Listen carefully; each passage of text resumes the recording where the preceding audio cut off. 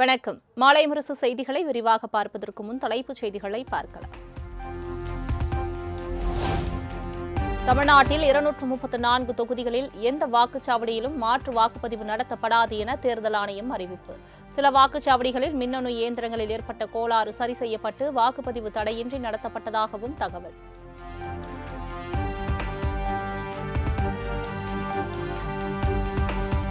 தமிழகத்தில் வாக்களிப்பதில் ஆண்களை பின்னுக்கு தள்ளிய பெண் வாக்காளர்கள். ஆண் வாக்காளர்கள் 2,80,00,000 பேரும், பெண் வாக்காளர்கள் 2,93,00,000 பேரும் வாக்களித்துள்ளதாக தகவல்.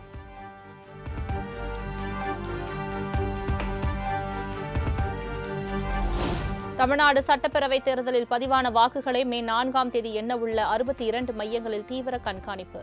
துப்பாக்கி ஏந்திய வீரர்கள், அரசியல் கட்சி பிரதிநிதிகள் இரவு பகலாக சுழற்சி முறையில் தீவிர கண்காணிப்பில் ஈடுபட்டுள்ளனர்.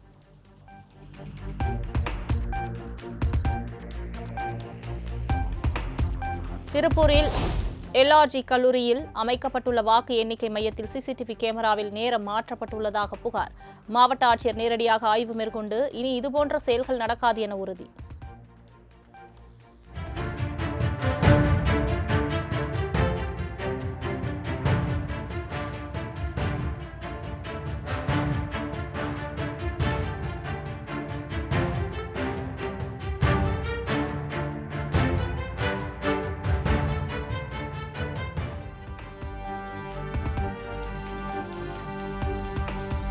சட்டமன்ற தேர்தலில் வெற்றி வாய்ப்பு எப்படி உள்ளது என கேள்வி எழுப்பிய செய்தியாளர்கள்.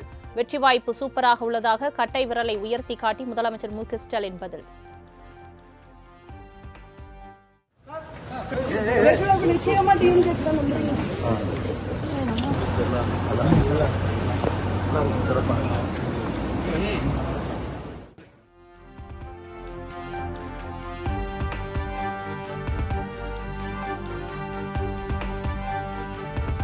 வாக்கு எண்ணிக்கை முடியும் வரை அதிமுக மற்றும் கூட்டணி கட்சிகளின் முகவர்கள் விழிப்புடன் இருக்க வேண்டும்.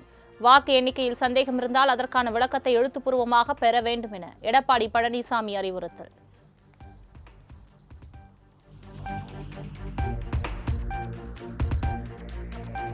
விசிக மாநில பொருளாளராக எஸ் பாலாஜி மற்றும் முதன்மை செயலாளராக ஆளுஷ் ஷாநவாஸ் நியமனம். விடுதலை சிறுத்தைகள் கட்சியின் தலைவர் திருமாவளவன் அறிவிப்பு.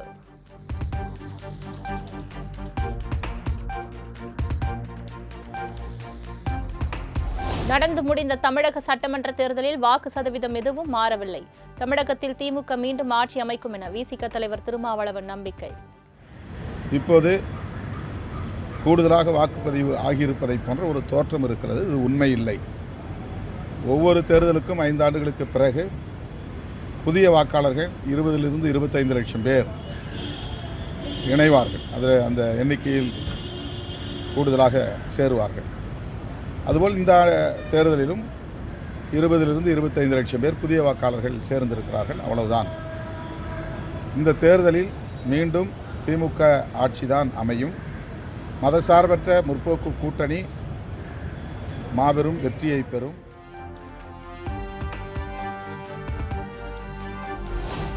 குழந்தைகளிடம் வாக்கு கேட்ட தாவேகா தலைவர் விஜய் மீது கோவை காவல் ஆணையரகத்தில் விசிக நிர்வாகி புகார். தன் 5 வயது மகன் விஜயின் விசில் சின்னத்திற்கு வாக்களிக்க கோரி அடம் பிடித்ததால் கடும் மன உளைச்சலுக்கு ஆளாகியுள்ளதாகவும் ஆதங்கம். ஓட்டு போட போகும்போது நீங்கள் டிவிக்கு தான் ஓட்டு போடணும், இல்லாட்டி நான் சாப்பிட மாட்டேன், தூங்க மாட்டேன், படிக்க மாட்டேன் அப்படின்னு சொல்லி அடம் பிடிச்சி என்னை வற்புறுத்தி டிவிக்கு ஓட்டு போட சொல்கிறான் என் பையன். இதை சமாதானப்படுத்துறதுக்கே எனக்கு பெரிய விஷயமா போச்சு. இதே மாதிரி மக்கள்கிட்ட எவ்வளோ குழந்தைகள் இப்படி சொல்லி விஜய்க்கு ஓட்டு போட சொல்லியிருக்காருன்றது மக்களுக்கு தெரியும் நல்லாவே.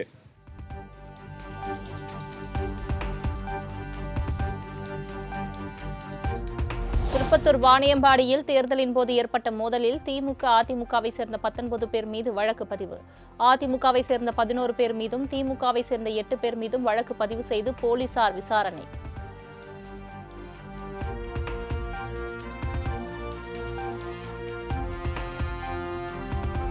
குடியாத்தம் அருகே வாக்களிக்க பணம் கேட்ட இஸ்லாமிய பெண்ணுக்கு பணம் தர மறுத்த திமுக நிர்வாகி. வேறு கட்சியை சேர்ந்த உனக்கு பணம் கொடுக்க முடியாது என மிரட்டும் வீடியோ இணையத்தில் வெளியாகி பரபரப்பு. தமிழ்நாடு இந்தியா முழுவதும் பரவட்டும். பரவட்டும். சொல்லுங்க. சொல்லுங்க. அவனை உங்கள்கிட்ட துட்டு கொடுத்துருக்கீங்களா சொல்லுங்க. இப்போ இல்லைன்னு சொல்ல போமா நீ இல்லை உங்கள்கிட்ட துட்டு யார் துட்டு கொடுத்துருக்குறாங்க நீங்கள்? நான் எங்கள் கட்சி துட்டு கொடுத்துருக்கேன். உங்கள் கட்சி துட்டா? உங்கள்கிட்ட துட்டு இல்லைல்ல? நம்மளது வரி துட்டு தானே? ಒಂದು ವರಿ ದುಡ್ಡು ಕಡೆ. ஆமாம், நம்மளது வரி துட்டு தான் இது. இது பண்ணுற நீ பாரு 4 ஓட்டுக்கு தரதுலன்னு சொல்லுங்க. எங்கிட்ட அதெல்லாம் பேசிக்காத.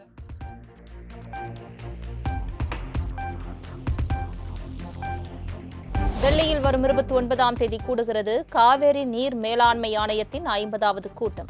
காவிரியில் தமிழ்நாட்டிற்கு நீர் திறப்பது தொடர்பாக முக்கிய முடிவு எடுக்கப்பட உள்ளதாக தகவல்.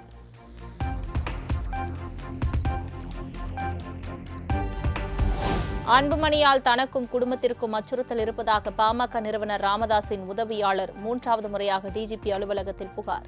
நீதிமன்றத்தில் ஆஜராக இருப்பதால் போலீஸ் பாதுகாப்பு வழங்க கோரிக்கை.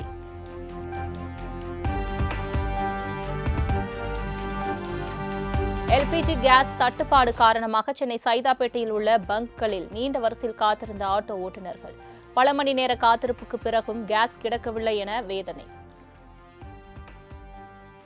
56 ரூபா விற்றுந்த எல்பிஜி இன்னைக்கு இங்கே 84 ரூபா, சூப்பர் கேஸில் 94 ரூபா, கோ கேஸில் 100 ரூபா. ஒரு பங்க்கில் ஒரு ரேட்டு விற்கிறாங்க. நான் 2வது கிடைச்சா பரவாயில்ல, கிடைக்க மாட்டேங்குது. ஒரு ஹவர் நின்று இங்கே இருந்து அப்படி சுற்றிக்கிட்டு வரும். ஒரு ஹவர் ஆகுது. ரொம்ப ஆலோசனை பாதிக்கப்படுது. இப்போ என்ன பார்த்தீங்கன்னா வருமானம் இல்லை. இப்போ 500 ரூபாய்க்கு ஓட்டினேன், 500 ரூபா கேஸ் போட்டேன். இப்போ மறுபடியும் ஒரு 500 ரூபா ஓட்டினா மறுபடியும் கேஸ் தான் போகணும். ஓட்டுறோம், கேஸ் போடுறோம், எங்கள் வாழ்வாதாரம் ஒன்றுமே இல்லை.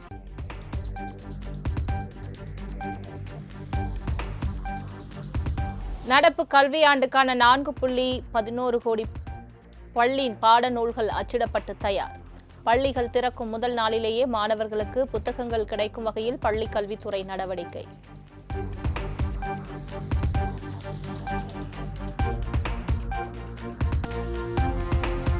தமிழகத்தில் சுட்டெரிக்கும் கோடை வெயில் தாக்கத்தால் பொதுமக்கள் கடும் அவதி.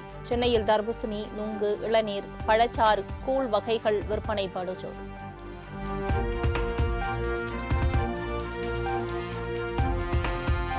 மதுரை அழகர் கோவில் சித்திரை திருவிழா நாளை மறுநாள் தொடங்கி மே 6ஆம் தேதி வரை 10 நாள் நடைபெறும் என அறிவிப்பு. அழகர் கோவிலிலிருந்து கள்ளழகர் வருகிற 29ஆம் தேதி புறப்படுவார் எனவும் தகவல்.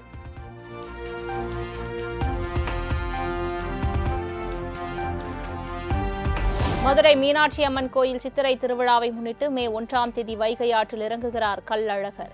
அழகர் ஆற்றில் இறங்கும் வைபவத்திற்கான முன்னேற்பாடு பணிகள் தீவிரம்.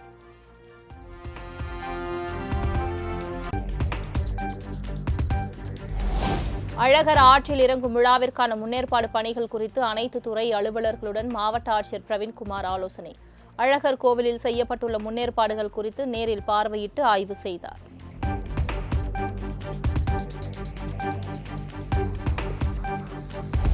கோடை விடுமுறையொட்டி நெல்லை அகஸ்தியர் அருவியில் குவிந்த சுற்றுலா பயணிகள். அருவியிலும் நீரோடைகளிலும் குளியலிட்டு உற்சாகம்.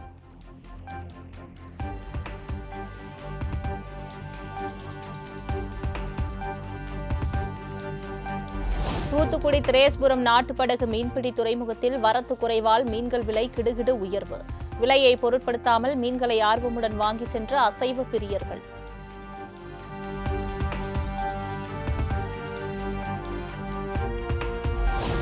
நாற்றம்பள்ளி அருகே 17 வயது சிறுமி ஓட்டிச் சென்ற கார் மோதி 14 வயது சிறுமி உயிரிழப்பு. மருந்துகள் வாங்கிவிட்டு இருசக்கர வாகனத்தில் வீட்டிற்கு திரும்பிய போது தந்தை கண்முன்னே நேர்ந்த சோகம்.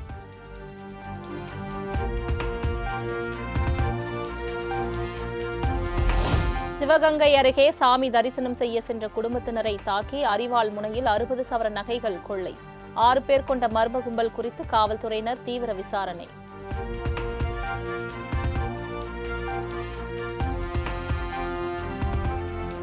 குளச்சல் அருகே இருசக்கர வாகனங்கள் நேருக்கு நேர் மோதி விபத்து. நெஞ்சை பதற வைக்கும் சிசிடிவி காட்சி வெளியாகி பரபரப்பு.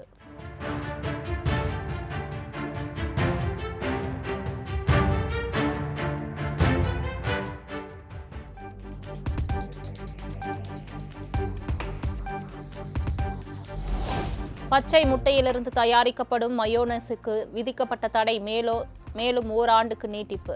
கடந்த ஆண்டு ஏப்ரல் மாதம் முதல் தடை விதிக்கப்பட்டிருந்த நிலையில் மேலும் நீட்டித்து தமிழக அரசு உத்தரவு.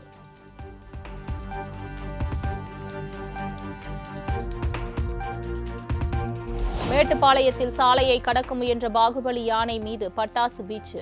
வன உயிரின ஆர்வலர்கள் கடும் எதிர்ப்பு.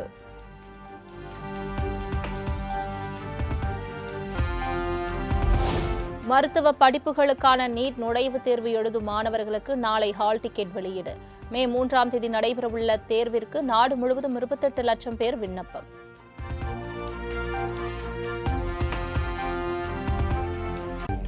புதிய கட்சியை தொடங்கினார் தெலுங்கானா முன்னாள் முதலமைச்சர் சந்திரசேகர் ராவின் மகள் கவிதா. சகோதரர் KT ராமாராவ் ஆதரவாளர்களுக்கு சவால் விடுக்கும் வகையில் தெலுங்கானா ராஷ்டிர சேனா என்ற புதிய கட்சி தொடக்கம்.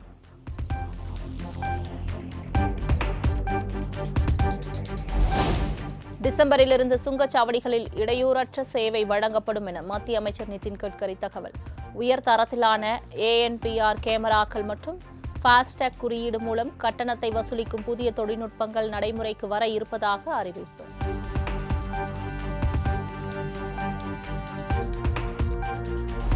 சபரிமலை ஐயப்பன் கோவிலின் மேல் ஹெலிகாப்டர் தாழ்வாக பறந்த சம்பவம் கடுமையான பாதுகாப்பு மீறல் என கேரள மாநில கூடுதல் DGP ஸ்ரீஜித் அறிக்கை.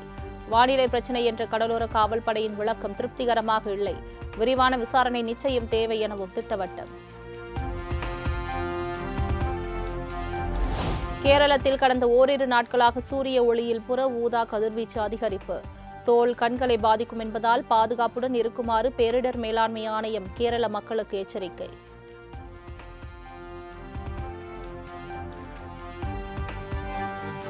வெற்றிமாறன் இயக்கத்தில் சிம்பு நடித்து வரும் அரசன் படத்தின் படப்பிடிப்பு மீண்டும் தொடக்கம். பல்வேறு பிரச்சனைகளால் படப்பிடிப்பு நிறுத்தப்பட்டதாக தகவல் பரவிய நிலையில் படப்பிடிப்பு தளத்தின் புகைப்படத்தை வெளியிட்ட சிம்பு.